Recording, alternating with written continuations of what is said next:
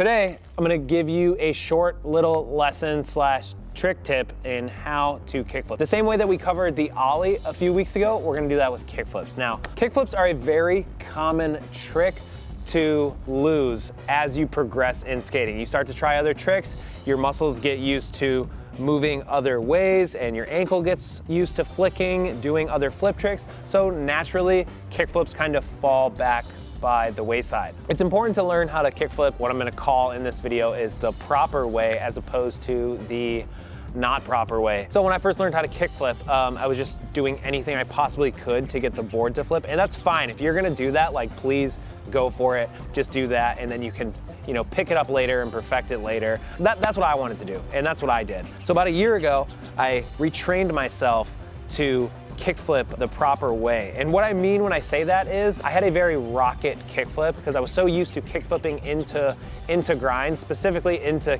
back 5-0 grinds, that my kickflips just naturally were rocket. I couldn't really kickflip down stuff very well. I couldn't kickflip on flat very well. I'm gonna run through the steps on what I did in order to train myself how to kickflip like that. And if you learn the proper way the first time, you're not gonna have to reteach yourself this method. Step one is you want to really hang on to the back seat of the board. You want your body weight over that back truck. You want to keep your foot in the middle of the tail, and your front foot is gonna be where I like to put it. I like to put it just under the bolts. And you wanna be sitting back seat. You really wanna be kind of leaning back. The problem is if you lean too far forward, the board is likely to go rocket when you flick. Because a lot of times people will flick the board and they will try to jump ahead of the board, and that is what's gonna cause it to go rocket.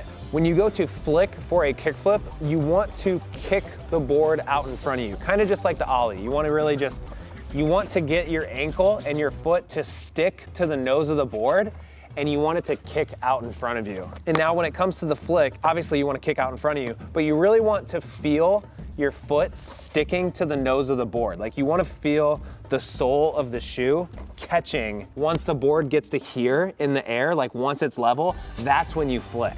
Because if you flick too soon, the board's gonna just go rocket. But if you flick just like a fraction of a second later, it literally makes all the difference. The problem that I had, I would pop, and right when I would pop, I would try to flick, and I could never figure out why my kickflips were rocket. And then I would see someone like Chris Weimer do a kickflip, and I'm like, how the fuck does he do it like that? Wait till the board gets in the air first, wait till it gets about here, and then you flick. So now this might not make a lot of sense. So ideally, you're gonna think, I need to kick off to the corner of the board, in which you are. But if you think about it in this way, the board's gonna flip better. And in that way is, try to just flick straight off the center of the nose. Don't even think about it going off the corner, because the more you think about it going off the corner, the more your foot is gonna go off the corner. The board will have more of a tendency to go rocket. So think about flicking straight off the nose, and since you're doing a kickflip, it's gonna go slightly off the nose. So I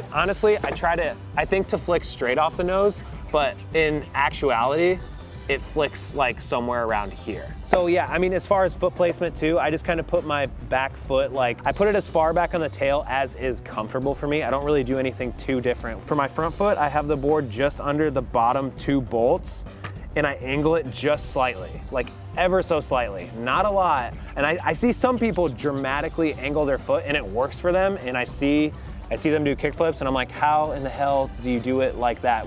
It's gonna work differently for everyone, so try all the options and see what works best for you.